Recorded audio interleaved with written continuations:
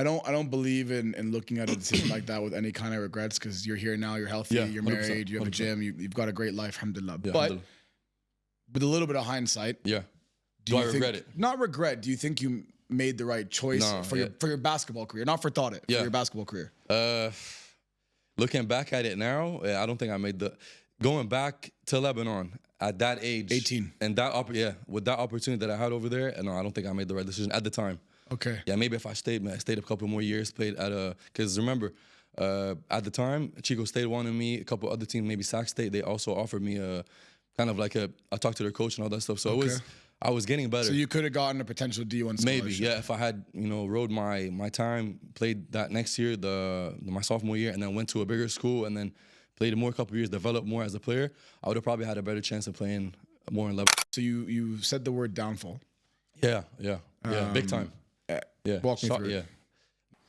Welcome back to Beyond the Buzzer, the podcast that examines the relationship between success, adversity, and balance for high-performance athletes, hosted by myself, Aboudi Al-Katan, and Sam Douglas. Before we let the episode start, please make sure you like, subscribe, and comment on this video so we can continue to bring you high-quality guests. Enjoy the episode.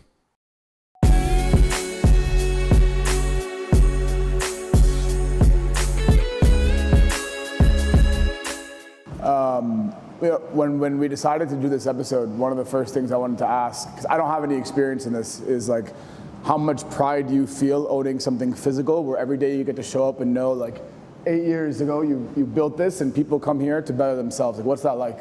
I mean, words can't describe how amazing it is. It's amazing. It's like a home. It's like a second home to me. I spend most of my time here at the gym. So it's always nice to come to a place where you built, like, with your own bare hands, in a way, like with your own bare hands, and you see your family here as well, your second family, all the clients that I train here. It's a beautiful thing. So it's nice. And there's a reason you chose gym versus what every other. I mean, in my experience, most professional athletes go back to train in that sport, like SNC, and not come in here, right? So what made you go this route? It's just the way it got set up at the time. And I was playing basketball at the time, and my only kind of like getaway, or my only outlet was lifting. And then back then, my aunt and uncle, they had opened up a gym in Lebanon, like a fitness spot. It's called Fit One back in the day. Okay. So that's when I first got into it, with like training people, all that stuff. So I just kind of like went with the flow. And I was training like gym pop people, general population, just random clients, not athletes. That's what I was going to ask also. I see your stories and I see you prioritize people who need it rather than athletes. Is that an intentional choice? I just kind of went with it. It's the choice that I felt most comfortable with back in the day, because I remember all my buddies at the time were athletes. It was kind of weird for me to train my friends. Does that make sense? So just coming out of D1 back in Lebanon, and just jumping into training people, it was weird. But I kind of found it easier back in the day to train just the general because they were there. Jump up because they were actually there in the gym at Fit One. So I kind of, And how'd you get the word out? I mean, it's a bit of a niche location, especially in Dubai, right? It's not like people, in general, Dubai doesn't have a lot of foot traffic. And add that on top of this, where it's not a location where you see a lot of people. I've been here 3 years. I've never been to this gym. So how did you get the word out based on what you were doing? Luckily, from Lebanon, my community in Lebanon was so big. It was so strong that it kind of trickled down to Dubai, because you know how it is, word of mouth. People in Lebanon would be like, they talk to their cousins over here, like, yo, you gotta come meet this guy, you gotta come train with Tarek. So that's what happened. And and I'm sure we'll get into it in the studio, but my last question here is there a reason why you decided Dubai would be the place for you to go from small studio to proper gym? Man, it's good and bad. What happened in Lebanon in 2020? Of course. Yeah, the war and COVID and the port, the port, which was what 5 years ago yesterday. Yeah, that was one of my kind of like, that's the catalyst for me to kind of, me and my wife Sasha. Just kind of get the fuck out of there. And basic English, like just to leave there, come to a better place, come somewhere more secure where we can actually dream and do stuff, you know what I mean? That's what brought me to Dubai. But as someone who'd been raised in the States, why weren't you at all not triggered, why weren't you thinking about going or anywhere in the West, right? Why'd you stay in the region? At the time, I just wanted to kind of stay close to the region. Stay closer. And Dubai was always exciting for me because you know how it is. Dubai, back 5 years ago, it was popping, it was nice. And everyone was in Dubai, and it's where the opportunity is, you know what I mean? So when I came here, I felt like at home because I'm a hustler by nature. Like I love to hustle. I love the grind. I love the the daily work, work and all that stuff. So It took me a while to get on my feet in Dubai, but once I did, it was good. Perfect. Yeah, it was nice. Like 2 moves, that's it. But also has lower body for sure. So grab that ball right there. Okay, it's gonna be a command slam. So I'm gonna tell you basically just. I want you to go up on your toes and hold it here for a minute. When I tell you go, I want you to go boom, boom. Again, same thing as the core. There you go. Same thing as a depth jump, but I want you to go as fast as you go here. I want to say go, get into it. And hold it down? Hold it for like a quick second, okay? Kind of same thing as a. Am I going up on your command too? Yeah, yeah. So I'm gonna tell you go up. When I say smash, go down. Yeah, go up. Show me one. Smash. Beautiful. Okay. See how my feet go exactly. That's what I want you to focus on now. So see how you opened up? Yeah. So I want you to close it in. Boom. Is that hips? Is that hip? Is that Yeah, for sure, for sure. It's just because when I squat, I put them out a little bit. Yeah. Go. Show me. Drop. Beautiful. Okay, stop right there. Stop right. Let me correct. So, okay, see what you did? All right. See your hands? Yeah. Push them backwards. There you go. Good. Hip up a little bit more. Okay. Drive down. That's it right there. Beautiful. That's it. Okay. So a little bit of a. Oh, a hip hinge. Yes. So we want to hinge back. All right, ready? Let's go again. Up. Drop. That's way better. Way better. Way better. I feel activated there. Way better. Way better. Yo, let's go. Ready? That's 3. Drop. Beautiful. Good job. All of a sudden it corrects. That's way better. Exactly. 100%. Crazy. Yalla. 2 more. Hop up. Drop. Beautiful. Good job. Let's hinge a little bit more when you do it. Ready? 3, 2, 1. Drop. Beautiful. That's it. There you go. He knows what he's talking about. Let's go. All right, now. Ready? Yeah. So with this one, we're gonna be working on also lateral power. So as you can see, we're doing linear and then we're doing lateral as well. So watch. So I'm gonna do a slow speed and you do it fast whenever it's your turn. So basically, to be here, I want you to hit boom 1 while rotating. Boom. Boom. Okay. Boom. Using the catch to bring Using the catch to bring you back. Okay? Deal? Let's go. Come on. Focus on footwork. Let's go. Show me. 1. Beautiful. That's it. 1. There you go. But let's go hard. Go hard as fuck if you can. Ready? Go push 1. That's it. Beautiful. 1. Yeah. Yeah. 2. Beautiful, bro. 3. That's it. 3. That's it. Forward. 4. 4. Keep going. 5. That's it. Done. Beautiful. What I'm talking about. Let's go. Excellent. Breathe. Breathe. How do you feel? Good. You okay? Yeah. Good. Yalla, we're gonna run it back the same thing. Go smash when you get in a routine of plyos, I think you improve quick. 100%. And you see it quick. 100%. The first when I started about a month ago, I was so insecure about it, dude. Really? I was getting like this far off the ground. I've never had bounce. Yeah. But I'm exposed to it. What do you mean? I feel like you do have bounce though. No? No, honestly. If I had bounce, I'd be so much more arrogant. Be dunking on Rob and shit. Yeah. Take Rob right there. Take his reaction. Look at his reaction. Look at it. Yalla, let's go. Ready? Yeah, same thing. Ready? Hop up. Drop. Beautiful, bro. Yalla. Focus on that hinge. Abudi. Ready? Up. Drop. Beautiful. Okay, stop right there. Stop right there. Okay. See how you kind of you're locking right here a bit. Yeah. Try to go a little bit. Yeah, a little bit lower and then hinge back a bit. Okay. Does that make sense? Yeah, because that one I felt in the back, not the hammy. Yalla. Always be kind of flexible. Don't be too stiff. Ready? Drop. There you go. That's way better. That's way better. Way better. Get those feet in a little bit more. Yeah, ready? Up. Smash. That's it. Way better. That's it. Smash. Nice. One more. Last one. Let's go for 6. Ready? Last one. Drop. Beautiful, bro. That one's a bit wide. Beautiful. That's it. So good. It's fine. Or you know, on squats, you teach not to. 2 things. You teach don't open and you put weights under people. No? Well, that's a hard no. Why not? No. I mean, like I said, there's never something like that. But when you put the heels back, it's always quad focused. Okay. Does that make sense? Yeah. So when you put your same as doing a front squat. Yeah, exactly. So it's the same kind of. So it's a different move. Okay. So that's the exercise within itself. Whereas regular squats more ass. Exactly. You know what I mean? So that's why people do that. Yalla, go a little bit. There you go. 1. Yalla, that's it. 2. Bravo. Keep going. Push. 3. Nice. 4. Good. 5. One more. Oh, sorry. That's it. My bad. You're good. My bad. I kind of wrong. It's fine. My bad. Good stuff, dude. Good stuff. Excellent. Hey, I love it. take a 2-minute break, relax a bit, get some water. You're a two-set guy. I'm a, you're testing me now. I'm testing you today. I can't give you like the full. Yes, Yeah. okay. So we're just going through the motions a bit. If you knew me and my goals. Yeah, I will program. 3 sets, 4 sets. Yeah, 100%. Yeah, you would. I would program it today because we're shooting an episode. We're not doing like the full up forward. You know what I mean? Okay. So I'm having 2-2-2 just to kind of get to know you, Okay. tell how you move, Okay. all that stuff before. That's enough for you to see someone and be like, yeah, that's how they move. Yes, you can I can kind of see like where your hips are stiff a bit. I can see like your glutes maybe. Like if you were to go like this. But you don't go like this. Yeah. That means your glutes are weak. Yes. Like, does that make sense? So my first ever injury that wasn't on the right side when I was 16 was tendinopathy. Oh, shit, okay. And it was because my quads were so big and my ITB was so weak. Got So you. it pulled my kneecaps over. Makes sense. And ever since then, that's what caused hip tightness. Hip tightness. Got you. But I don't mind the hip tightness. I don't want to be so flexible, you know? Yeah. I don't want to be pulling a muscle when I step back. What she said in the beginning was very smart, by the way. You said something. It's not good to be very flexible. I don't think so. That's amazing, though. My closest friend, who Rob knows, extremely flexible. He's shredded. Yeah. Extremely flexible. He gets hurt all the time. Yeah, I know. And I think it's because when you overextend, you're putting too much pressure on your body. 1000%. Imagine I do yoga tomorrow morning. I go play 5-on-5 the next day. I try and pull back and go a little bit further than normal. Exactly. Because you overstretch the muscle anyway. So yeah, 100%. 100%. Yeah. You good? Yeah. We just finished the power phase. Now we're gonna jump into the strength phase. You told me you did upper body yesterday, yeah? Yeah, I look decent.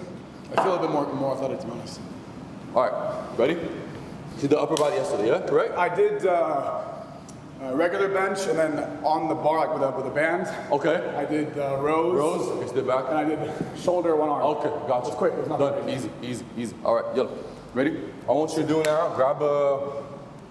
Let's go with maybe like 7.5. Not What are we doing? Huh? What are We're we doing doing? ISOs. I'm gonna show you. We're doing ISOs. Yeah. Just grab one. One or both? Yeah, just one. Yeah. Ready? Yeah. All I want you to do, I'm doing that very simple. You're gonna get into this position right here. Okay. Toes back. See that toe, the big toe? Load it, like kind of like stretch it if you can. Yeah. Okay. I want you to drive down into a lunge position. Okay. Now I want you to drive up with your hold. heel and hold. Okay. This is stretching and loading This is fucking Pilates. exactly your fascia. It's strengthening your quad. I also tore this plantar fascia. Really? You But tore it? speaking of the mental aspect, they told me 6 months recovery. Okay. First month, I didn't drink. I ate only protein and veg, and I drink bone broth every day. How long did you take me to play basketball? 4, 5? 10 weeks. No, bullshit. 10 weeks. Really?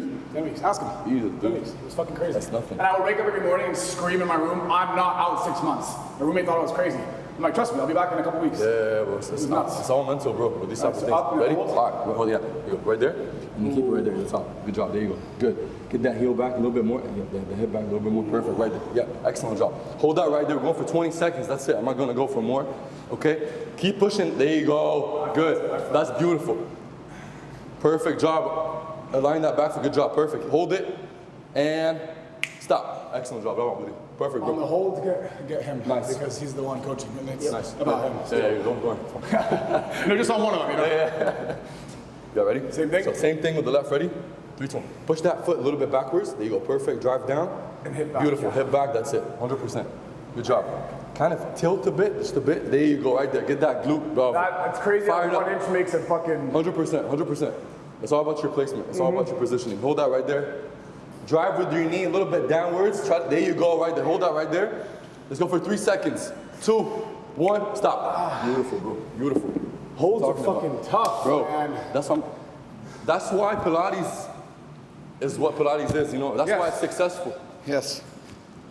Mike's red, by the way. That's fine. That time under tension is crazy. Mike's red, that's Yeah, no, that means it's back and forth. Yeah, hey, Tut. Huh? Bro. There you go, Tut. I read about this shit. TUT, bro. And then I did, for like a week straight, I did push-ups only 4, but I'll do 4 seconds down, 4 hold, 4 up. Bro, I had fucking size C tits. Yeah. Shit was crazy. I don't know if I put that in there, but fuck it, whatever. Cut that out.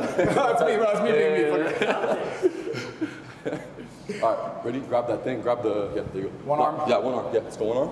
All right, here's what I want you to do. You can hold if you want. It's an assisted RDO. So once you go very simple I can RDO. Yeah, there you go. Perfect. Let's go. Ready? Show me. Opposite leg or? Opposite leg. Up. Yeah, there you go. Good. Yeah. Try to go. Boom. There you go. Beautiful. Beautiful. Drop. That's it. One. Excellent forward or drop. no? Yeah. Now, you don't have to drive the knee. Let's just go. When you go up, give it a little. Up. Beautiful, right there. Good job. Yalla, slow down a little bit more. 1, 2, 3, drive up. Beautiful, Abudi. Bravo, bro. Yalla. Focus on that hamstring. Yeah, stabilize. Perfect, perfect. That's awesome. Keep it up. Come on, come on. 6. Good, let's go for 6. Let's go. Beautiful. Next one. Got one more. Yalla, one more, come on. Excellent job. Since we're doing 2 sets, you can go up to 8, but you're good to go. 6, 8, yeah, it's fine, it's fine. Yalla. I'm still building. It's fine, it's fine. Yeah. Kind of wake up those muscles today. Love my buddy. Feel pain in any you feel weakness in any type of side, or you're good? Perfect. Awesome. Do you believe in fasted workouts or no? I don't like fasted. Depends. So if you're doing cardio within itself, like just cardio, you don't go for just a run or something. Like a run or walk, That's fasted fine. is fine. Okay. But when you lift, bro, when you're doing SNC, strength and conditioning, you need energy to lift, to do that. What to about perform. playing a sport, even though it's cardio technically? Playing a sport is not bad. It's just everything high impact without you having something to kind of back it up. It's not good. Not for me personally. It's not good. So the reason I ask, fuck that basketball's bad. The reason I ask, I used to be a big fasted cardio kind of, fasted workout kind of person. Because I thought I want to burn fat. Yeah. And then I started having, it sounds so Instagram, but banana, blueberry, and honey. Okay. Before a workout. Okay. Bro. Yeah. Explosive. Makes sense. And I end up burning more fat because I'm eating throughout the day, and that's what starts the. Makes sense. But it's crazy. Makes sense. I would only eat maybe 45 minutes before a workout because it's so early. So then I'm like, am I not giving my body enough time? Bro, I can literally feel my body burning. When I'm eating to give me that extra, 1 step. 100%. And I never used to believe in that. 100%. It's crazy, honestly. For me, I always like fasted cardio when you're doing something low impact. Like, for example, you're going out for a walk, you're going for a swim, you're going for something cool, chill. That's fine. Does that make sense? Yeah. Or a run is fine, but you're not doing anything crazy, sprinting or you know what I mean? Something and what that about, a lot of energy out of you. What about supplements, protein? I'm all for it. Relax. I'm all for it. It depends on what you're taking and why you're taking it. It all depends on why the macros behind it. Yes. You have to understand. It's the science behind everything. Yes. So, but it's funny. Fundamentally, I'm not a big. Oh, motherfucker. Hold that right there. Come on. I'm not a big supplement guy. I take protein after workout. I don't believe in anything else. That's why they're called supplements. Yeah. You supplement your diet. So I believe that we'll all have very tailored, personalized diets in the future. And we'll get what we need from food. 1000%. And I don't think we need supplements. My roommate, who again is aesthetically speaking and honestly functioning in better shape than I am, he's a walking pharmacy. Oh, shit. He believes in all this stuff. Really? Yeah. Because all the natural stuff. Yeah. Nothing crazy. If it's natural, it's fine. Stop. I'm a big advocate on creatine. Yes. Creatine is the most studied supplement. Yeah, studied, safe. Yes. It's already, you already produce it anyway. And so mental. Mental is great. Whey protein, if it's isolated, no sugar. Whey, no sugar. Over sugar. Vegan, over ISO. It depends on your preference. If you're a vegan or if you're that's I'm telling you, I eat everything. If you had to put a gun to your head, what's the best protein? You'd say whey? I would go any isolate type of isolate type of protein. Okay. There you go. Exactly. So nothing sugar, loaded in sugar, loaded in. Everything is processed. If you were to, everything's processed. So it depends on what the person needs out of it. If you're going on the cut, you need that supplementation. Yes. You need someone. You need that extra little boost in protein because you're not gonna be eating all day. You're not gonna be cooking all day. You don't have time. So that's basically it. Yeah. And protein within half an hour of a workout. Not necessarily. Really? Why? That's also a myth. Okay, why? There's a lot of studies on it too. They say the rate of absorption of whatever nutrients that you're taking after is higher than but it doesn't. Okay. So I would when I do my own workouts, I don't have to have protein right after. Okay. Does that make sense? I don't have to have a shake. How long do you wait? It's not about waiting. It's about me completing my macros on a daily basis. So let's say I'm cutting. I'm eating 2,000 calories a day. You caught losses last night? No, I did for sure. But let's say I'm cutting, I'm trying to go down in weight. I have these 2,000 calories I have to eat that day. Okay. It doesn't matter when I'm hitting them. It doesn't matter. Does that make sense? Yeah. It just matters how much the percentage of protein is versus carbs. Exactly. But studies now, they show that if you have a good consumption of carbs right after the workout, it's going to boost your muscle protein synthesis right after the next more so than protein. Yeah, so it's going to preserve your muscle mass right after. So in this instance, this case, they say that carbs are better than protein right after the workout. Does that make sense? Yeah. So that's my point. What I said earlier about there's so many different fucking ideas. So many different ideas. Yeah, but now they did studies. You research about that. They did studies where they fed a group, a control group, exactly. carbs right after a workout, like how, you know what I mean? Like a banana or something like that. So they showed major like improvements in muscle mass retention like a day or two after. Does that make sense? Yeah. So that's, yeah, it's just a study. Like I said, there's a lot of studies going on, but I tried it myself. I mean, How do you feel? you definitely need to replenish your system right after you finish Yes, working. I agree. You're tired, bro. Yeah, That's why a lot of bodybuilders, they have like electrolytes, sugars, and all that stuff to kind of replenish their system right after a big lift. But So- did you feel the difference when you tried carbs versus protein? When I go like just no carbs at all, when you say, yeah, of course, I feel much better, more clarity. Really? I feel like I'm not dead. I'm not depleted. So it's funny, if I have a crazy workout in the morning, have protein after, wait a couple hours, and have like a carb-heavy lunch, Yeah. I need a nap. Yeah, I need a nap. exactly. Spike. Because you spike your insulin. There you go. Crazy. Exactly. But like, I feel like that's me getting fucking old. I used to be able to eat whatever the fuck I wanted. and be fine. Yeah, 100%. But like, literally 3 days ago in the office, I had a pasta for lunch, and I almost wanted to go take a 3-hour nap. Yeah, 100%. So I'm trying to figure out how to balance. That's why it's the best thing to do in terms of like nutrition. You always balance your carbs right before the workout and after the workout. Okay. It's never during the day. Like Never, yeah. Example, you have a workout. Let's say in the morning, you have a lot of carbs in the morning, a lot of carbs after the workout, and that's it. That's it. Boom. Because you know what I mean? Yes. It's never like just a lot of At carbs. least it'll during the day. replenish the workout, Exactly. as opposed to you being in a still Exactly. state. And if you're, let's say you want to have carbs after like say at 2 or 3 or 4 p.m.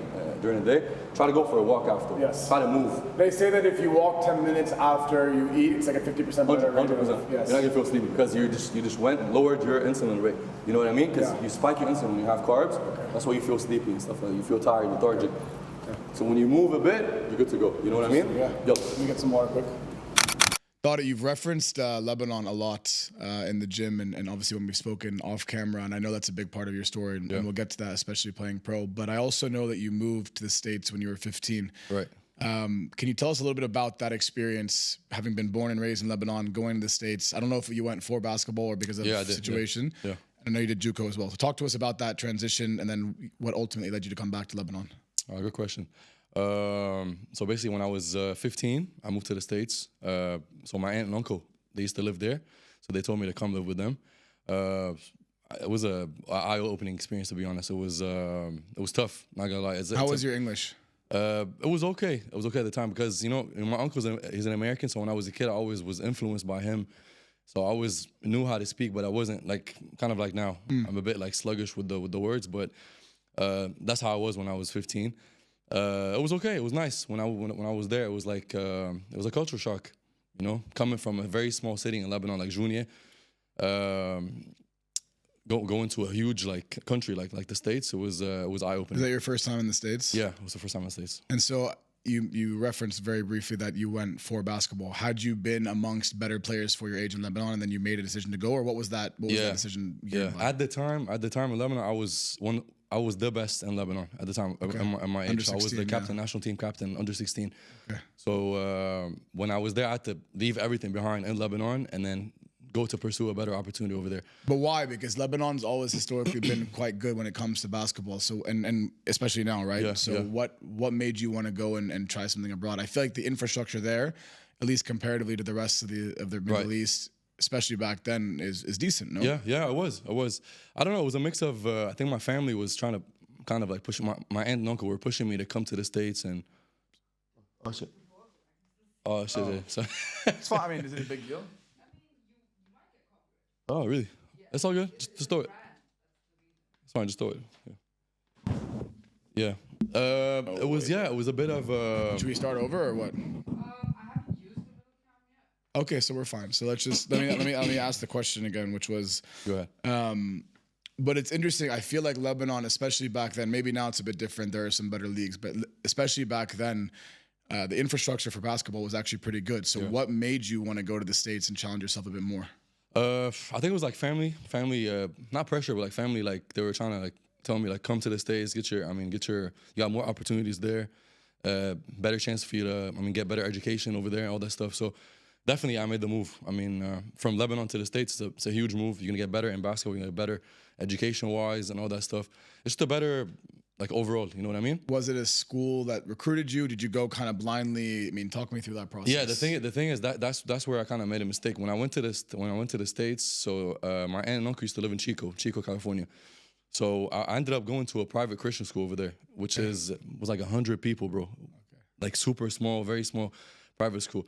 I didn't end up going to a big school like a public school because of my papers. They couldn't let me go to a public school due to me having like a type of visa or whatever at the time. So I ended up going to a very small private school.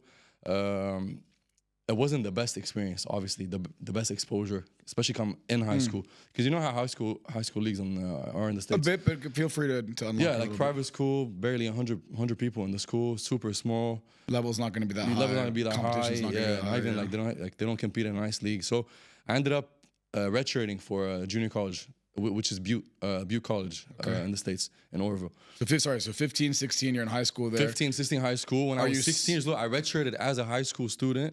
As a senior in high school, I redshirted with Butte College under Coach Critchfield, Russ Critchfield. Is that because it would have been difficult to get recruited to a D1 program from that private school? Yeah. So I wasn't with them on the team. They were in a very bad league at the time. So I didn't play with them. So I was like, let me take this experience to play with this college team, and then I would just play with them next year. Okay. And then that's what happened. I redshirted 1 year with Butte, and then I ended up being on the team the next year. Okay. Played a year. And then what was the talent level like compared to what you were used to playing? Oh man, yeah, I can't. Even at a JUCO? Yeah, at a JUCO. Because you got to remember, JUCO is like it is small, but it doesn't mean it's bad. Yeah, it's fighting for their chance. Fighting for their chance. It may be like players that didn't make their grades, couldn't get their grades up to go to big schools, or like maybe money wise, financially couldn't be in bigger schools, so they went to JUCO. So the level was crazy. Yeah, so I had to kind of like really up my game to be on the team. How'd you perform? Really well. The thing is that's what I'm gonna tell you about in the episode. I didn't get a chance to play that much because Rusk, he's an old school coach, a Hall of Famer, Cal State, a Hall of Famer coach. He never played freshmen. That was his thing. Always played the sophomores going into, because remember you play 2 years in JUCO and then you got to go to a bigger school. So I never got to play your freshman year.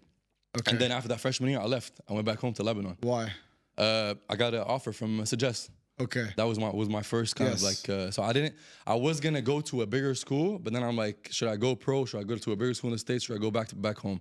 That's why I made my decision to go back to Lebanon. I don't believe in looking at a decision like that with any kind of regrets, because you're here now, you're healthy, you're married, you have 100%. A gym, you've got a great life, alhamdulillah. Yeah, but with a little bit of hindsight, do I regret it? Not regret. Do you think you made the right choice for your basketball career? Not for thought it, for your basketball career.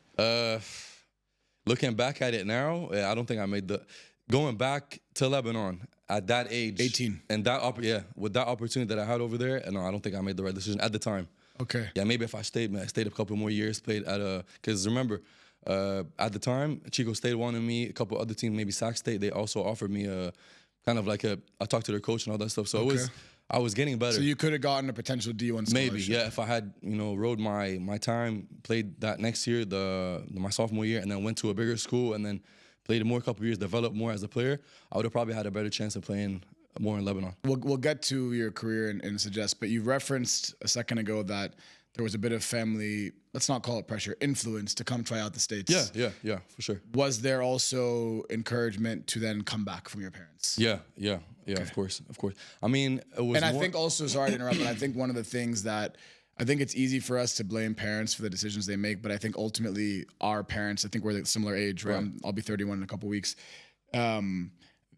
That generation doesn't understand sports as a career. 100%. And so them telling you to come back definitely wasn't indicative of them not believing in you. 100%. It was probably like he went and did his 2 years, let him come back now. Yeah.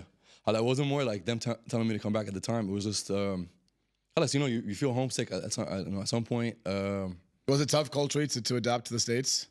For me personally, it wasn't.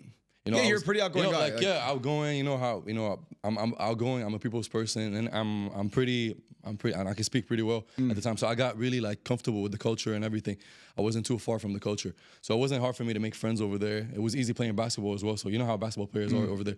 So it's more social. It was. It's a hoop culture. It's a hoop culture. There's no basketball players. Exactly. Hoopers. So it's easier for someone to get into the culture. Okay. But by the time I got back, that was tough. I still struggled with it today because I got so immersed in the American culture when I was there for the 5-year stint, that when I came back, it was hard for me to kind of like, even though I grew up in Lebanon, it was a bit tough for me to kind of like what I felt stuck in the socially, middle. basketball wise, what Yeah, was basketball because you know because Lebanese people they look at you different when you go to the States. They have this kind of perspective, Expectation? like, expectation, like oh this guy went to the States, and he's- then they actually try harder against you, right? Because Yeah, they think yeah. that oh, if this guy thinks like this he guy's went to better than state, me. exactly, Yeah, 100%. So I had a little bit of that when I was in Kuwait, where I think they didn't understand that like, I have an American accent. Like I didn't play in the States, right? I never played at a D1 school, Right. but because I was coming from abroad, they looked at me as this like. Who's this guy coming to our league who says he's Kuwaiti, he's got a Kuwaiti passport, Like but an he's outsider. 12 shades wider than the rest of us. Literally, they used to call me Casper, right? Like I used to call me Casper the Kuwaiti, so which is fucking hilarious, by the way. So I got a bit of that too, where it's like, oh, you're coming to our league, we're gonna try 10 times harder against you, right? Yeah. So I can understand what that was like, but at the same time, I was entering a domain that I hadn't been in. You, like you said, you grew up in Lebanon, but it's interesting to hear you still felt like there was this not targeted approach towards you, but maybe a bit more intensity. And yeah. I mean, of course, when you come from the States, everyone's talking about you. That's when I was like 18, 19. 18, 19, you know, top prospect. It was me like being on a pedestal. That's being put on a pedestal. Like this guy's coming from the States, man, he's a big prospect. It's how they do with these youngsters now.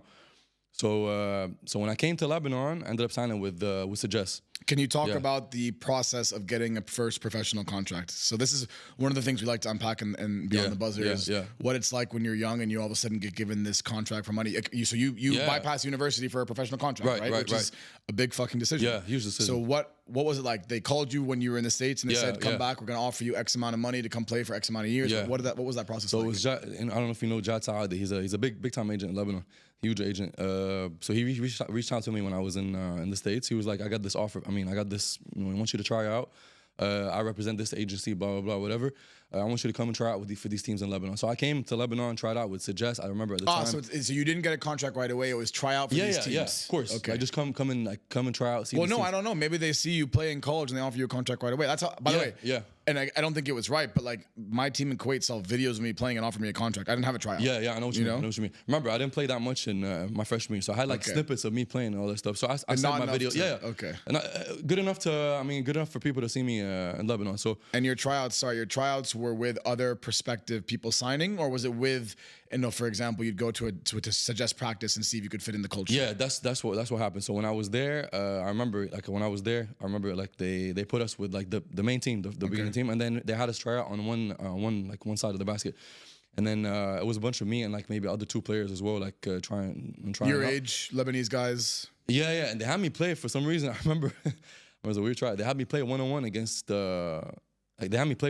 against like Ali Rustam back in the day, and like some of these D1 players. The OGs of Hackney back in the day.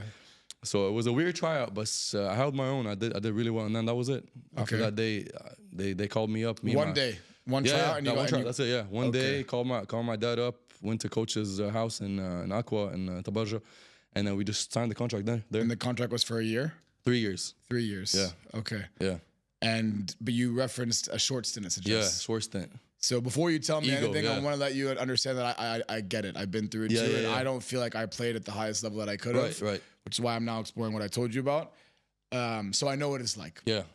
I'd love to hear from your words what that process was like. Man, I don't know. My thing is, I never could tell you like, it's very hard to explain my potential or like my experience in basketball because I never really got to play.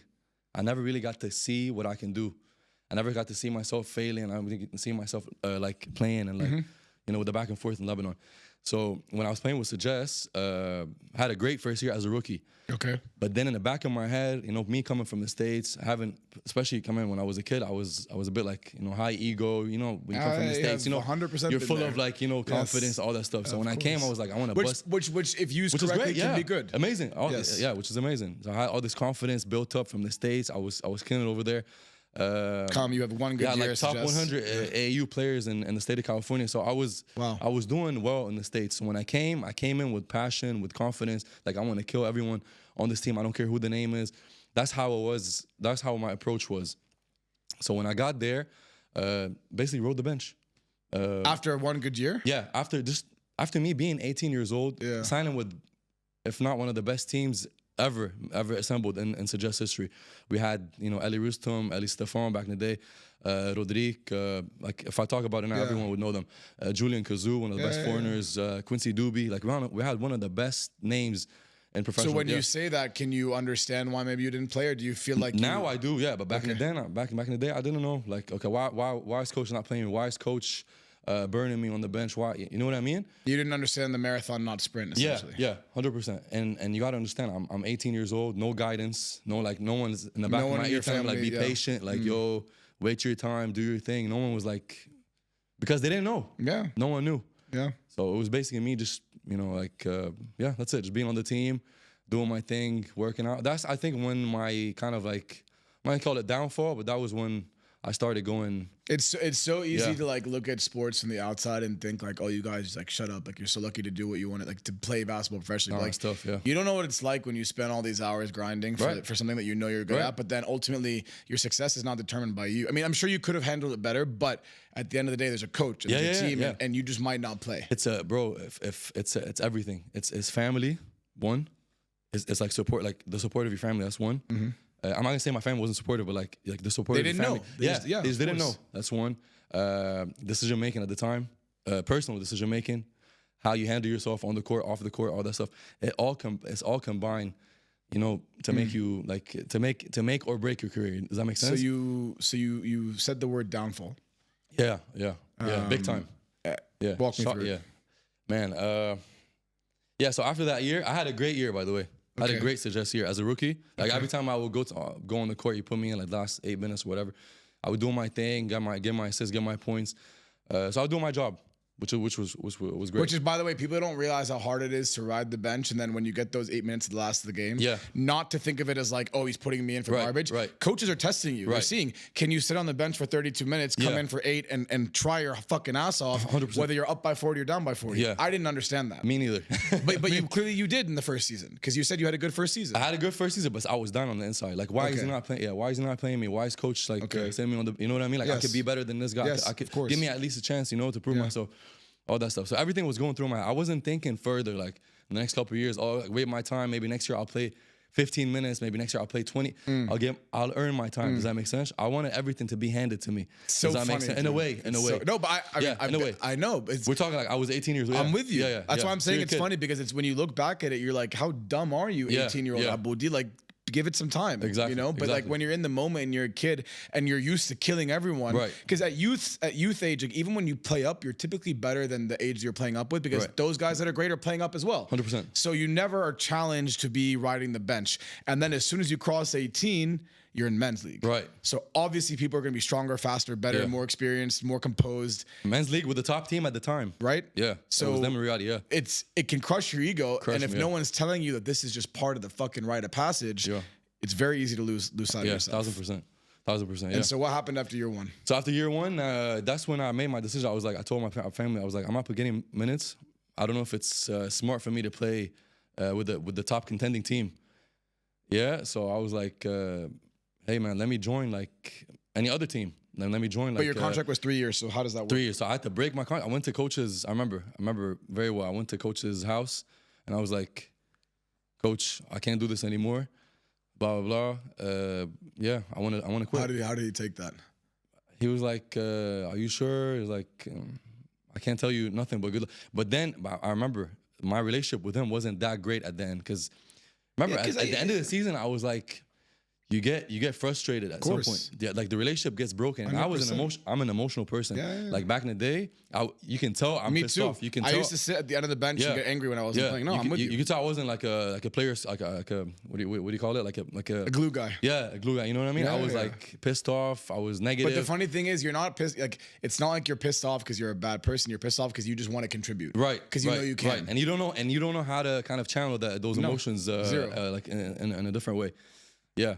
So that was it. So my relationship wasn't too good with coach at the time, even though I'm cool with him now. But like, yeah, it wasn't too good. So I told him I'm leaving, and then I started talking to my agent about leaving. He was like, don't leave.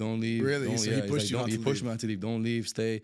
At least like sign with a better team. I was like, never mind. I don't want to listen to you. I want to do my own thing. I was stubborn. Yeah, of course. Yeah. And then I ended up signing with the lowest team on that. In the division at the time. In D1. Okay. So I went from the highest team to the lowest team at the time, like basically like a very bad, I'm not gonna say bad, like badly assembled team. Okay. Just getting players from all over. Players like you who maybe just want Outcasts, like players that just want to play, get minutes and stuff like that. Just put them in one team. No cohesion, no chemistry. no nothing. Yeah.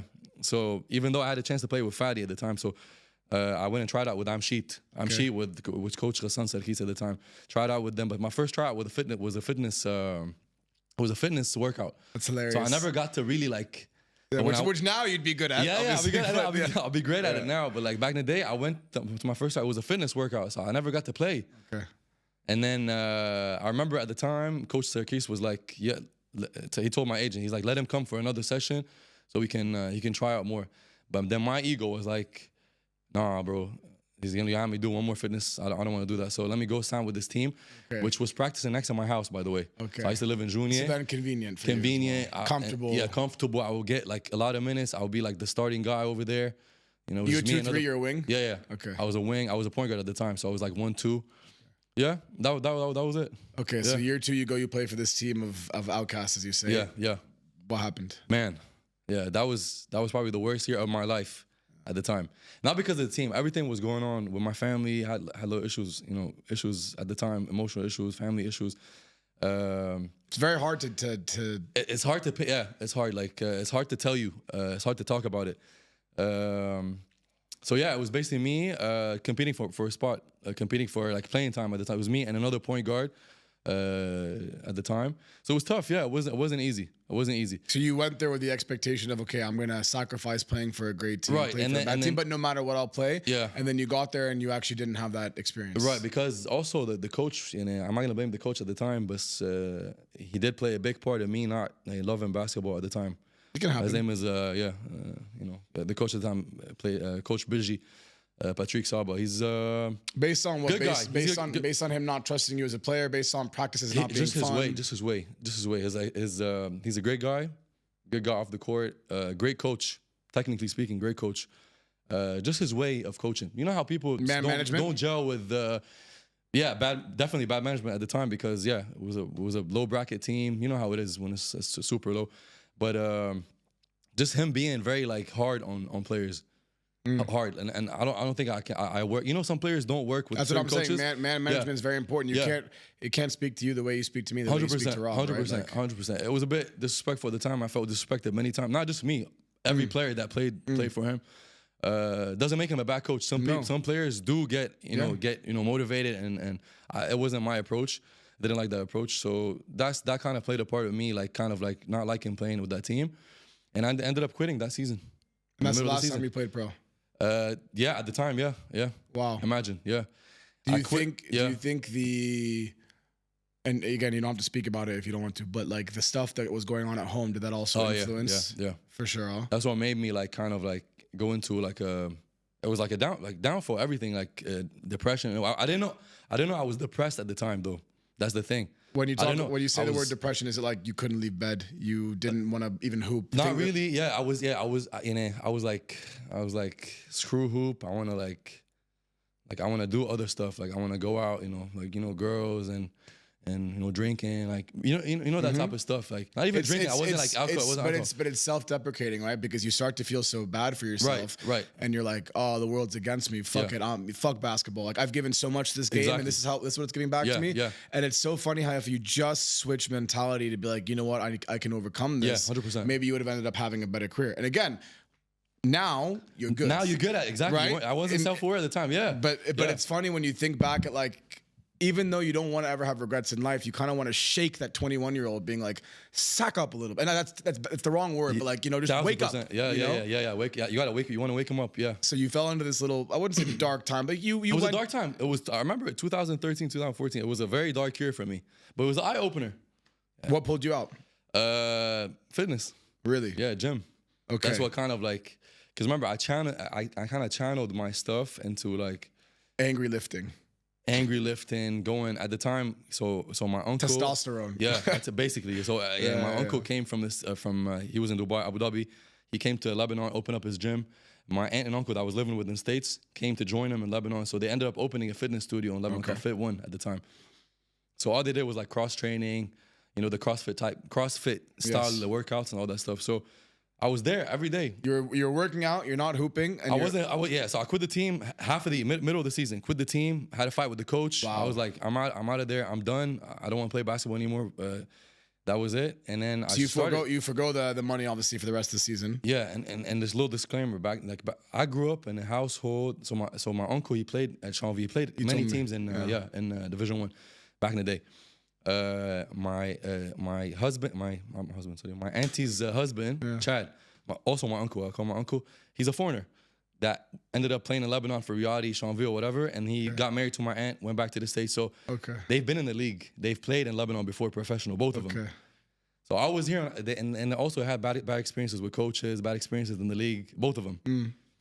So they both had bad experiences. Yeah. Okay. So remember, I was always, and I didn't figure out up until like when I grew up now, it was always ingrained in me, the bad experience, the bad vibes of the Lebanese league, the politics. You know what I mean? Instead of just appreciating that you're hooping. Exactly. So I wasn't like, I was always like, oh, like this guy's after me, like this guy doesn't like me, this coach doesn't like me, blah, blah. You know what I mean? And I feel like that kind of shaped me into, and I'm not blaming my uncle. No, of course not. It's just people like, yeah. I think that kind of shaped me as a kid. Of course. And it kind of like put my ego up, like, oh, like I'm too good. Why am I listening to this coach? Why am I listening to this coach? That also affected me for sure. I could not agree more. I think one of the, and I'll say it now because I mean maybe by the time we release this in a couple months, like it'll be out there. But one of the reasons I am exploring going pro again is because purely to do it out of love and out of zero expectation of myself. When I went to Kuwait, I put so much pressure on myself to perform and to prove that I belong there. To prove to who, dude? Yeah. Prove to fucking who? Validation. There you go. Yeah. Exactly. Why do I need validation of a bunch of other? You know what I'm saying? So Exactly. like, what's exciting me about this opportunity is that I'm at a stage in my life where I'm just like happy and content, and things are happening for me, and I'm appreciating it. And if it happens, like I'm not gonna put pressure on myself to go drop 40 a fucking game. I'm going to wake up every day and be like, I get to fucking hoop. That's it. You know. And maybe had you grown up in that environment, you would have also responded well. Yeah. But let's dial it back. So 23, 24, you're living at home at this point. Yeah. No, and you're not working. No, I wasn't working. So I quit I quit my thing, and then that's when I started, you know, because remember, I was this basketball player, blah, blah, blah. I was doing fitness. Identity, dude. Yeah, that was it. So it was easy for me to get clients at the time. So when I was working out at Fit One at my uncle's and stuff, I would always see clients there. They would always like be like, so what happened? You're not playing basketball anymore, blah, blah. I was like, no, I'm just training. Like, would you train me? Would you be my coach? Wow. You know what I mean? So that's kind of how it started. How my thing started. And so you started doing it at their gym. Exactly. And they would pay you a salary, or you'd get your money from the clients? I was just PTing like at the time. Okay. Yeah, just like getting into fitness, I wasn't. And were you studying on the side? Did you ever pick up, you know, kind of learning more about the science behind it, or were you just like, I was kind of mentored by my uncle. Yeah, my uncle was Okay. was there. I was always getting mentored by him. You know what I mean? Like he was like kind of teaching me stuff, teaching me how to train people, all that stuff. So it was a bit of a learning experience at the time when I was starting, and then kind of picked up, started making money a bit. 2 clients, 3 clients. I was like, okay, I'm actually not bad at this. But I feel like it was Coping mechanism for me. Like I feel like I was coaching people the way I wanted to be, if that makes sense. I wanted to be coached. Yeah. Does that make sense? Yeah. Like I was like giving giving motivation. That's why I was fell in love with it. Hatta today, I've never had a trainer that's high-fived me more times in the middle of a workout than you. Yeah. I can just tell it, but if it's for you, it's love, dude. Like I know you love what you do now, but I'm curious when it became that, and when it stopped being you trying to seek out what you were missing and you actually just doing something you loved. Right. I feel like maybe it took a while for that transition to happen. 100%. So you start training in your uncle's gym, and then what happens? And then I just started lifting. That's what kind of like I gravitated towards, like, you know, like lifting and fitness and gym and all that stuff. And then I kind of fell in love with it. It was like an outlet for me. Okay. You know, I felt safe over there. Like, you know, I'm untouchable. You know, no one can like bother me. But I wasn't, like I said, I wasn't paying attention. I wasn't aware of why I was doing what I was doing. And then I started making money out of it, and then it became interesting. Okay, I'm making money out of it. So I started kind of neglecting playing basketball. I got big. I remember I got huge. I gained like 10 kgs that over that summer. So it was crazy. And then it fucked up my my basketball body. Remember, because when you're a basketball player, you need can't be too specific, big. Like for example, we don't do biceps ever. Yeah. Like, there's no point. Yeah. So after that, a year at BG was the year when I started like lifting too much weights. I cut off my relationship with my agent because we had a little fight at the time. I was like, I don't want to listen to you. I'm gonna do my own thing. So he was like, all right, then let's not work together anymore. luck, yeah. As simple as that. You know what I mean? So I start Because for him, you're a petulant kid. Yeah. Who's not listening to Exactly. this guy, right? Exactly. And for you, you're 24. You're a petulant kid. So you're like, fuck this guy. He doesn't know what he's talking about. 100%. So I had a fight with my agent. I had a fight with my coach. I had a fight with a couple coaches. Remember, it was my Suggest coach, my Bigi coach. So I was like fighting with everyone. My college coach at the time. Bro, it's so funny. I was telling Rob before this episode, I'm like, one of the things I'm so excited to unpack is like what I've learned in this game that I've been doing now for a year and a half is that the guys that are always the nicest and always smiling and always so energetic, there's like a different side of them that they probably went through a lot of shit before they came here. 100%. So hearing you say now, because I've only known you for a year, it's like hearing you say I my fought guy. with this person, that person, I'm like, what the fuck are you talking about? Bro? I've never seen you not smiling. Right. Yeah. I was emotional. I was a different person back then. I'm way calmer now. I'm still passionate. Which is fine. Like, you should always wear your heart on your sleeve, just control it. 100%. Yeah, but I wasn't able to control exactly. So if I had someone like grab me like, yo, like listen, just hold on, chill. Stop what you're doing. Just be patient. Your time will come. Just keep working hard. And at least at the time, if someone told me, just keep working hard in basketball. Like, don't quit the game. Just go work extra. Go get more shots up. You know, lift harder for basketball. Become more athletic. If I had just went there, don't forget that you love the fucking game. Exactly. You know? Exactly. If I had done that, maybe I would have stuck in the game. Maybe I had a different. You know what I mean? But just life happened. Of course. Went to a different path, which was fitness. Yeah, and that was it. What pulled you out of the angry stage and out of the partying and out of the but out of this like dark hole that you were in? So fitness, obviously, but like when did it become an actual thing?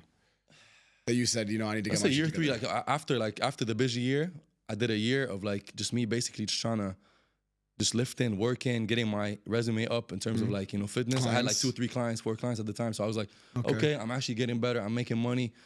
I was like, okay, there's actually better money than what I was getting paid in Suggest. And so I was like, okay. And at the time, I remember making whatever at 20, 21 years old, making 2K, 3K, 4K a month. Yeah. It was good money at the time. So I was like, okay, I can keep this up. Why not? You know what I mean? 100%. So yeah, that's when I was. So I was focused on work, lifting, doing my thing, and then khalas, I was like, neglecting basketball at the time. I wasn't playing. No part of you ever, once you got into a better mindset, no part of you ever thought, let me try and run it back? I did the year. So what happened was I took a hiatus. It was like a half a year hiatus where I stopped everything. The busy year. So it was a half a year. Stopped everything. Went to lifting. The next year I tried to, to get back into it. No agent would talk to me. No coaches would would mess with me. I remember. Do you feel like you deserve that though? Yeah. I mean, looking back at it now, yeah. I wasn't a good player. I wasn't a coachable player. I wasn't a fun player to coach. You know what I mean? I was passionate. I had so much skills, so much talent. And everyone would tell me, I remember, everyone you have so much talent. What are you doing? Why are you wasting it? And I can't. Sometimes that makes the problem worse when you hear that. Yeah. Right? You start to be like fuck boosting you. more. Who the fuck you think you're talking about? I know I'm talented. Exactly. It would boost my ego more. I know, fuck these guys. You know what I mean? That's exactly what it was doing. But I wasn't paying attention to what I was doing. That's the thing. Up until I reached 27. And I imagine so at this point you're probably 24, 25. I imagine getting these rejections from coaches and trainers was kind of like the last straw for you. Yeah, so I went D1, stopped playing basketball, started bodybuilding, and then the year after I was like, I don't want to play D1 anymore. Let me just have fun with D2. My buddies were playing D2 at the time. I was like, let me hop on with them. So I tried playing basketball while I had the bodybuilding. Yeah. Even sucked even better, and that's literally when everything went downhill because everyone in the league started talking about me. Yep. Look what happened to this guy. Exactly. That's when I felt it the most. That's when social media kind of started to get big. I'm smiling because I know what it's like to not know to not be able to realize that your body can't do what you think it can do. Yeah. And when you add 15 pounds of muscle, you're not. I can't move. Yeah, you can't move at all. Yeah. Imagine going to a different sport. I'm talking about bodybuilding and stop doing SNC, and then everyone started talking shit about me on Facebook. Everyone's like, what happened to this guy? He's a flop. He's a bust. Did you let that get to your head? Yeah, I mean, at the time, no. I mean, but obviously it does get to your head, bro. I'm a 22, 23-year-old kid, trying to make it in life, trying to make it in basketball. depressed at the time. They didn't know like what was going on. It's funny because when you're a man, if you saw that, you would smile. And be Yeah. like, look how much mental real estate I have in these losers' heads. Exactly. But when you're young and you see yeah. that shit, those comments can fucking derail you. Yeah, 100%. Because it was me at the time. I remember, and it still hurts me to this day. It was me. I remember because when I first came to sign with Suggest, Wa'el was with Riyadi. Okay. So I would always look at kind of like so I would Suggest at my 18. He was like 17 years old at the time. So I would always see the progression he did. So when he was like with Riyadi, started playing like 5 minutes behind Ali Mahmoud in there, and then the year after. So he bided his time. He bought exactly, And you didn't. Yeah, exactly. He bought his. You know what I mean? Yeah. I'm not trying to compare. Wow, he's a great friend of mine, but I'm saying like the trajectory of the players, and then everyone started talking like, oh, look at this guy. He's supposedly a top prospect, but look what happened to him. All that stuff. So it did get to me. Of course, it does get to you. It's not easy. Yeah. Are you over it? Oh yeah. It's a long gone. What helped you there? 27. Khalas, I was like, I'm done. You know when you start understanding that life is more, and then when life is bigger than like these moments. You know what I mean? Yeah. And I stopped seeking validation. That's what one of the most important things. That's the answer I was looking for. From family, bro. From my dad, from everyone. In what bro. sense? So at this point, your family helped you through it, you think? They didn't help me through it. I mean, in a way, my dad was old school. Yes. So you're always trying to prove like Famous actor, bro. Yeah, you told me. Huge in the Middle East. So it was always like me trying to, you know what I mean, like Live show in him the shot, get his approval if that makes sense. Dude, I have my fucking grandfather's name tatted on my chest. It's actually my own name. So that's how fucking stupid I was when I was a kid. That when he passed away, I was look, she's laughing right now. She's fucking cracking up. That I thought, listen, he passed away. Allah yarhamu. Let me go get his name tatted on my chest to prove that I want to be like him. Oh wait, it's my own fucking name tatted on my chest. Right? So I'm with you. I get that 100%. Yeah. And you don't get like at the time maybe that's all he wanted me to be someone. But he didn't know how to communicate it. You know what I mean? You can't. It's hard to teach your parents because, by the way, his dad was probably even harder on him. Exactly. Right. So it's it's just traumas, bro. Yes, traumas. So you want to be like, you want to be the best version you can be at the time. But my relationship with him wasn't like great at the time. You know, it's tumultuous, bro. It's of course 2 egos. Yes. Man. Boom. Yeah, against each other, bro. 100%. But yeah, that taught me a lot. I mean, it built me to what I am today. Yeah. So when did the decision to then start really focusing on building out the kitchen in Dubai and then here and Lebanon here? Yeah. Especially because I know there's a story about someone fucking you over there. Yeah. Yeah.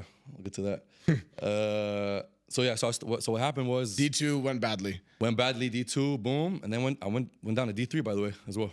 Wow. Yeah. It's just I'm telling you, like it was a series of self-sabotage, like blatant self-sabotage.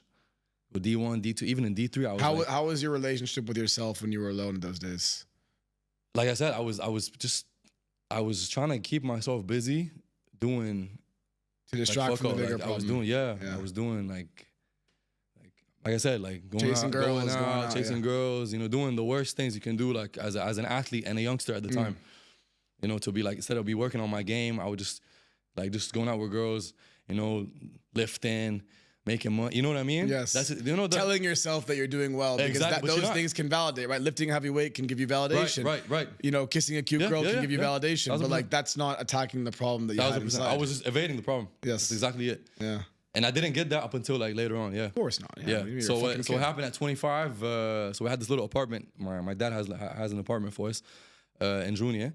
Up on top of that apartment, there's a little like shack, like a little studio. It was like nothing. It was nothing at the time. So it was like 25 square meters. So I had a little money on the side saved up from my PT work and all that stuff. So I was like, let me, you know what? Let me do buy some equipment. Yeah, since it's no rent, let me actually start branching out, doing my own things. I don't want to keep coaching at my auntie's place. Yep. So I was like, let me do my own thing, and I ended up opening the kitchen. Okay, you know, same brand, same everything there in Lebanon. Same brand, yeah. At 25. Yeah, 25. Which is hilarious because you've talked about all this fucking adversity and shit and not liking yourself, but at 25 you kind of said, no, fuck it, I'll turn it around. Yeah. So Took me longer. Yeah. Took me a lot longer. Yeah. I was, it was kind of my way of like, okay, this is actually me like doing something for myself. You're doing something like, you know, my creation, you know, my kind of like my inspiration, or I put it onto one place. And then I started working seriously over there, like did my own thing, started studying more. I was gonna ask, at what point do you also start studying more? Because when we had the conversation Yeah, in the yeah, gym, I could yeah. tell how much you've read. Yeah, bro. Of course. I mean, it's always a learning process. You always gotta study. Always keep up to date. But then, then I started doing PTs there full on for a couple of years. I think a year and a half, 2 years, and then branched out to the big kitchen, Okay. which is Where Fit One. Yeah, which was Fit One at the time. Where we worked out today? No, Ah, this kitchen still in Lebanon. Lebanon. Okay. Yeah, but then that was like 2018, 2019. My auntie and uncle, they decided to go back to the States. And they gave you this. They were like, "Do you want this place? It's already there." At the time, I wanted to branch out, make the kitchen bigger. Okay. So I was looking for a space anyway. So they gave me the opportunity. I was like, "Yeah, I'll take it. Why not?" Okay. Great. So I took it, turned it around, Rebranded. it, painted everything. Did they make you pay for it?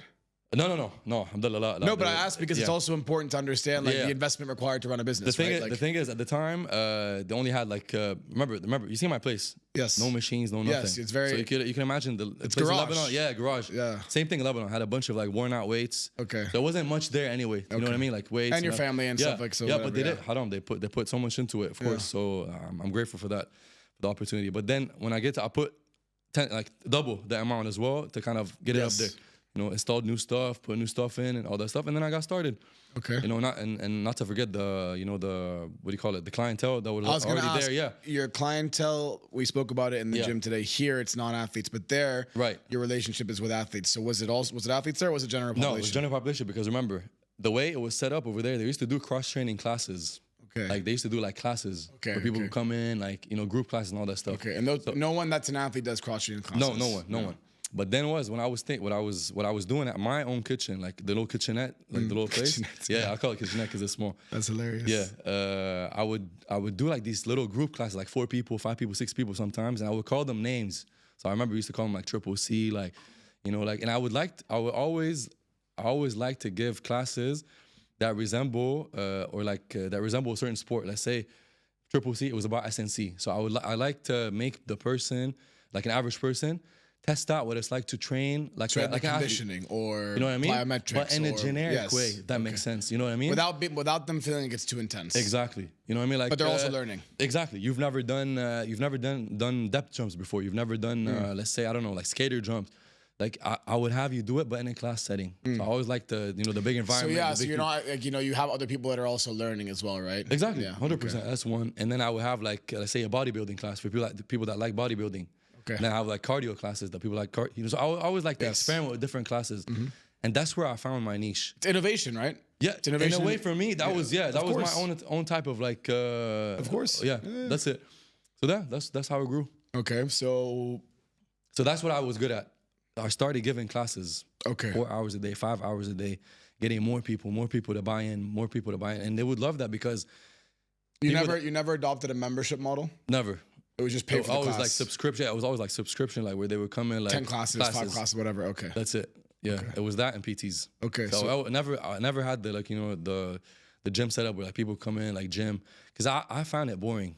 I So found it's it so boring. boring. I don't know, for me going to the gym and like lift, it's just boring for me. It's so boring. Yeah. So the way I train people, I try to make it. As you can see today, it's always like I'm moving. It's always Yes. like a movement to it. Always like a boom. Even though it's like basic moves, like repetitive moves all the time, but like try to put some energy into a flow. The into it. workout you put me through today, would you put some of your gem pop in or no? Yeah, but maybe at a probably slower rate Yeah, or like of course. obviously, yeah, of course, yeah. But that's the kind of vibe is you want to get them not explosive, but like moving like an athlete, Yeah, right? of course. Remember, people that come to do classes, they're not there to. I always tell my friends and stuff, they're not always there to train. They want to get better. 90% of them maybe want to train, but they're there to have a good time. That's what most trainers don't get. Like, not everyone's there to train. And everyone wants And to fucking deadlift. Yeah, not everyone's trying to be like a freakish athlete or whatever. Yeah. Sometimes people just want to move. They want to get out of the house. Want to get out of the They wanna house. meet new people. Exactly. They want to socialize. They want to have, but at the same time, they also want to train. Yes, of course. So there's no point of killing them, and there's no point of like giving them like shitty workouts. So it's always finding a You need to balance make it between an experience where people want to come back, right? 100%. And not everyone in the general population can take a workout where you're done and you're lying down, right? yeah, like exactly, maybe exactly. Rob and I might want that because we're trying to push ourselves Yeah, I athletically. mean, yeah, but of course, like, obviously, athletes, well, not yeah. Rob. Rob's kind of weak, but He's there. But I see what you mean. So, okay, Yeah, so yeah. now 2018, 2019, you're starting to build a little bit more confidence in yourself and what you're doing. Right. At what point do you transition to Dubai, and why? Oh, yeah. 2020. Okay. COVID is probably the worst time in Lebanese history. Like one of the worst times in Lebanese history. COVID. I don't like to, hold up, we're talking disclaimer. We're talking about it, but I don't like to blame it. I don't like to victimize myself in any way. But What a stark change from when you were young. yeah, exactly. Because all I heard from you about when you're young is victimizing yourself. Yeah, you're right. Do you feel like owning something that you were proud of, like the gym, allowed you to think in a different way? 100%. Okay. Yeah, it made me grow, of course. Because now you're accountable for your, a little bit accountable for your failure. That's one thing about basketball that I appreciate to this day, and I love to this day. It taught me what it meant to fail. Like it taught me what failure is. I didn't know what failure was before, and I didn't know what like being on the like rock bottom, like people talking about you, like putting you down and having you up, high praise, putting you on a pedestal, and then just like slashing There's into no you. greater polarity than an athlete at the top and an athlete at the bottom. 100%. So And I it can be the same person within the span of a year, like it was for you, right? It can be this guy is the next big thing for Lebanon, and then you make a couple mistakes, which you're fucking allowed to do as a kid, but people on Facebook go and they write shit, and that just helps you perpetuate into a worse state. They don't know. They don't know what I was going through. No one knew what I was going through. And they at the don't know time. that they're contributing to make it worse. Yeah. And that's the first time I talk about it on air and even in out in public. Like they don't know what I was going through at the time. They don't know. And it's not an excuse. No, of But course like, not.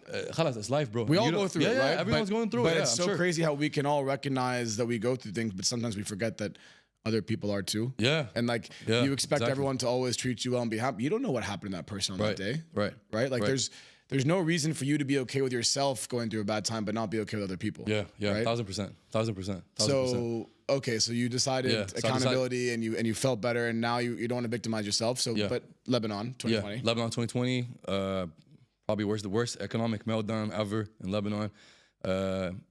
Port explosion. Also, I don't like talking about it as well, but like my cousin died. Allah yarhamah. Allah yarhamu, yeah. Cousin Jad. So yeah, it was a traumatic. Yeah. No way. Yeah. So no, you good. Life happens. Yeah, of course. But yeah. It was, Sometimes when it rains, it does pour.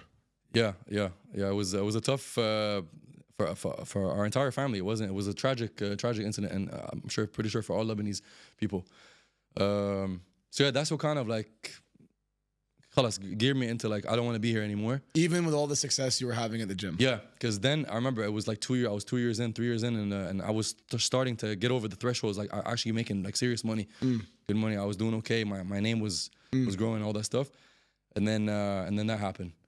So yeah, then it took me probably a year of like me like being like Still going and doing your job, but not like, being there, right? Shook up, shook up like why am I even doing this? You know what I mean? Of course. Got into like a little If I could die at any point, why would I? what am I doing? Existential crisis at the time. Like what am I doing? Why am I doing? You know what I mean? Like it was Very, I got into that. Yeah, very common. Remember COVID Yes. also like that didn't help as well. Like being Fucking unproductive, locked up, dude. Locked Yeah, up, of not course. doing stuff. And your job was like, okay, you can do virtual training, but it's not the same. Yeah, it wasn't the same at all. Yeah. No. Yeah. So a lot of decisions. Yeah, like, a lot of thoughts were going through my mind that year. Were you in a relationship at this point? Yeah, with Sasha, bro. Yeah. But it wasn't like I met Sasha in 2018. So it wasn't like I wasn't stable. It was okay. It was like on and off. We were like any relationship, bro. Yeah, of course. Yeah. But 2020 was like when we lived together in COVID time, after everything I was going through, I was 27 at the time. I think that was my breakout year. Like I always tell her, like she pulled me out of a very dark place. What at the could time. have been even, okay. Yeah, because remember, leading on to that time, leading on from when I was a kid up until COVID, like 2021, 2022, it was like consistent self-sabotage. You know what I mean? Even with my relationship with Sasha, like a lot of times I didn't want to be like, I would like, you know what I mean? I would always like try to... Yes. Like I don't push it off. But it's not out of no and I'm love sure for her. Yeah, it's not just me. Like I'm sure everyone like goes through it, you know what I mean? Not knowing that she's actually, and that you could have almost pushed away your future wife. Exactly. And after 2020, and her sticking by. Like, So what I was about to ask, was it her kind of sticking by you, even though you were probably being a bit of a prick? Yeah. Okay. Yeah. She was And- tough, sticking by me, and she knew. And she held you accountable. Held me accountable. Because there's one thing, what I've noticed in life as well is there's the kind of people that when you're down, and neither's right or wrong. They put you down even They more. maybe they don't put you down, but they don't exactly pull you out. They kind of like maybe encourage you to let's go out and have fun, get your mind off it, or this and that. Yeah. And then there's people who say you're fucking better than this. Right. And not there's no right approach. I think sometimes you need to let off steam and sometimes you need to get pulled out. But I think in a relationship, when you're building something for the future, you need someone that's going to see you at your lowest and tell you I'm here for you, but also tell you, T-Dog, get your shit together. Yeah. Right. And I imagine she did that. Yeah. And she said, because you're going to lose me. Exactly. Yeah. As simple as that. Okay. Yeah. At the time, I was like, I wasn't aware. Like, yeah, I wasn't aware. And so the But then decision when I sensed that khalas, it was gonna be like make or break. Yeah, make or break. That's when I was like, khalas, bro, you need to get your shit together. You know, everything. And that's when You guys seem like you have a ride or die relationship. Yeah. We've been together for eight years now, almost 9 years. So And decision to move to Dubai, was it you or her? she found a job. Okay. And she got a job here, like internship, to move out here. So I was like, yalla, we'll move out together. Okay. And then we took that step together. Okay. Yeah, and that kind of what pushed me to come here, even though I didn't have anything. I had like $4,000 with me to move. Literally $4,000 saved up. Because remember when everything happened, banks, you know, the war and everything, the explosion. My work wasn't that good because no one was going to the gym at the time. It wasn't great. So all the money I had saved up, you know, took like 4K with me, and came to Dubai. Okay. Yeah, that was the journey. 2022, 2023, like about 4 years ago. So timing wise, we got about 10 minutes left. Okay, amazing. And I know there's quite a story of another bit of adversity you overcame with regards to the gym and building it here. So why don't you tell us a bit about that? Oh man, yeah. So so right around the time I was going, it's funny when someone smiles when they're about to talk about something fucked up. You know it's fucked up. Listen, I also don't like talking about that because I don't want to give them power. You know what I mean? I don't want to give. And if you don't want to talk, we can change. But it's cool. It's cool. It's nothing. I'm over that now. Right around the time I was moving to Dubai, so I still had the gym. I don't want to lose it. Yes, of course. I was like, let me keep this gym, running, while I go to Dubai, earn a bit of money for the first year, and then probably open up another gym, or just seeing some investors to open up the gym over there. Ultimately, that's what happened later on. My boys, my former clients, and my boys, Ali, Alias, and all Milad, all the guys, we opened up a gym together. So they're my partners in Dubai. Okay. That's what made me open up the gym here. Okay. They pushed me to open up the gym. Hello. So what happened in Lebanon was I put a guy to film my place. Gave him all my clients. I met him literally 1 month before I moved to Dubai. Met him 1 month. Kind of like this vibe. I was working out with someone, with the coach at the time. So he was there, coaching someone. I was like, okay, I like his vibe. He's a nice guy, humble. He looked humble at the time. You know what I mean? So I told him, come, take this gym. Take all the... MSIC gym. Do your thing, bro. All I want from you, literally, is half the earnings for my people, for my class, revenue. Your PTs, 100%, they're yours. Just to kind of entice them. Yes. At the time, remember, it was like... Session was like $5, bro. Yeah. I wasn't gonna take from him like $2.50. I was feeling bad. I don't want it like economic. No, you got to create alignment. I told him like bring your friends, bring your people, bro. Like bring your friends. If you have like 2-3 trainers, bring them. Let them do their thing. I don't want no money from it. Imagine how I was running my place just for me to keep it. Yes. I want them to keep. I want them to keep. Stay happy. Do their thing. I don't want to pressure them in terms of money wise. That was it. So a year went by. Everything was going smooth. Always stayed in touch with my people, my clients back home in Lebanon. Everything goes well. So I was checking up every month. Every maybe 3-4 months, I would go to Lebanon, check on the gym, see if everything's was going well. But I was focused on Dubai.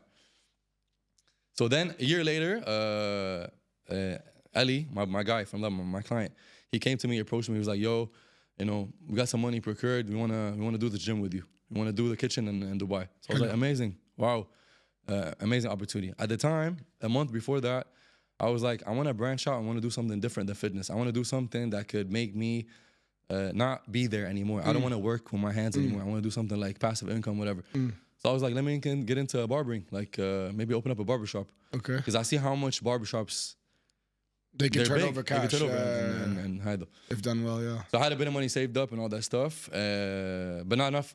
Obviously not enough money for a gym, but I have enough money for a barbershop. So what happened was I took an old barbershop, refurbished it, and then I opened it Literally 1 week later, since I got the barbershop, Ellie approached hits me you, up, yeah, approached okay. me. So I was like, do I say no? Do I say yeah? I was like, yalla, fuck it, man. We'll do it. Yeah, I'm that type of person. I was like, Yeah. khalas, bro, whatever. what you know best, What's the worst yeah. that can happen? Yeah. You know, whatever. Khalas, bro, you're in this. Let's do it. Even though it's not the best thing to open up two businesses at the same time, but it's a gamble. Yeah. You know what I mean? Life is a gamble. So I was like, let's see what happens. So I ended up running the barbershop for 6 months. Okay. And then I ended up closing it because obviously I wasn't there to run it and manage it. Yeah, But yeah. I did something nice over there. It was, and I'm proud that Good. I did this. That was a little phase of my stay in my Good, life. no, Where I it's was like, cool I'm proud though. of it. But then khalas, you have to focus on. Sometimes you got to know when to cut your losses. Yeah. You can't put all your eggs in one basket, obviously. So I sold it for profit. Alhamdulillah. Yeah, I didn't lose any money on top love of it, that. so it was good. Yeah, but then I opened up, and I kept going with the gym. While I was going back and forth towards Lebanon, back and forth in Lebanon. So in Lebanon, this guy, the guy I put, I don't want to name his name in any way. So I told him like, yo, do you want to move out to Dubai with me? We're about to open up a gym. It's gonna open up in a month. Even sent him a contract and everything. I'm like, it's exciting. Now, since you know there, you can put someone there. Now you can delegate someone there, and you can come with me. We can strengthen Dubai. You know Maybe what I mean? open up a couple. Maybe Yeah, open up a couple. yeah, Khalas, man. Since you know the vibe over there, you know the vibe. You know the vibe here. You start off with me. We'll build up, and then I go to Lebanon. You can go back and forth. So it was that type of thing. You know what I mean? Because he earned my trust for the past year and a half. He's been doing his thing. Supposedly he was a nice guy. You know what I mean?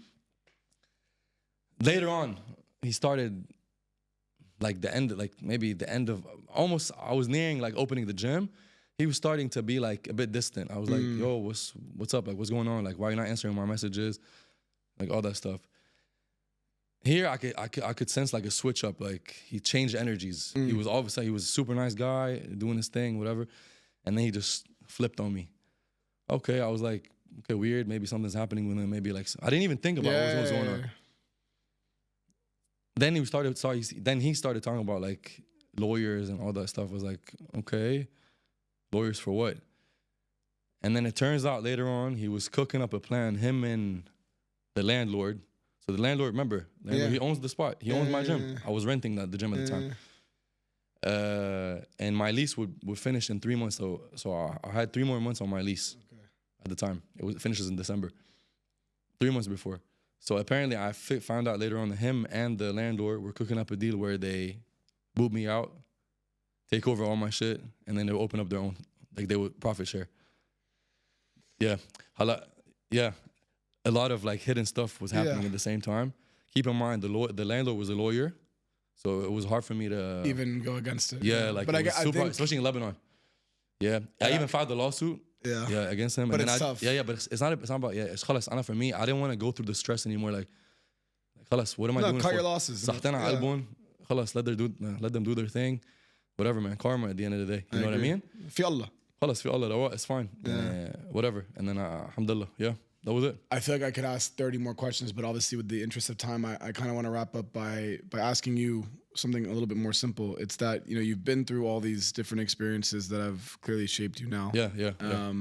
A lot of them were tough. Yeah, for sure. But if you had one thing that you wanted people watching this to take away from your story and your experiences and your mistakes, what do you think it would be? Embrace, probably like, if I were to say anything, probably embrace failing and thrive off of it. You know what I mean? And learn from it. It's easy to, I'm not trying to romanticize failure. Like, but it is a bit romantic because it does teach you a lot of stuff. You know what I mean? Like, if you fail, it's okay. Like, it's not that serious. I read something the other day that was like, struggle is inevitable, so make sure you're struggling for something that's worth it. There you go.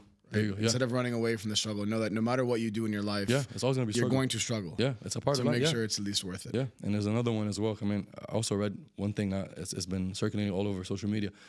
If you knew that your success is 30 failures away, how fast would you fail? Yeah, you know what I mean? Yeah. Yeah, like how you know what I You'd mean? fucking wake up ready to fail every day. Yeah, every day, exactly. So I'm just saying, like, just roll through the punches. It's all good. Nothing. And it's not that serious. Go through the punches, but learn from them as well. Don't just like keep repeating the same mistakes. Get better as a human being. Keep doing your thing, and learn every day. And be a sponge. Like don't just say yes more. Like this for me, it's my first podcast. I was gonna say no to the podcast by the way. Then I know. Let me say yes. I want to start doing new things in my life. I always want to experiment. I always want to do new stuff because it does bring out stuff in you. You know what I mean? And that's it. I can tell you feel like you released today. So I think I've done for my sure, job. bro. I appreciate you for having me. Wallah. I appreciate you. Habibi, Aboudi. Amazing, bro. If you made it this far, then you really are a true fan, and we appreciate you very much. But if you made it this far and you haven't subscribed, You know what you got to do. Like, subscribe, comment, so we keep bringing you these fabulous, amazing guests.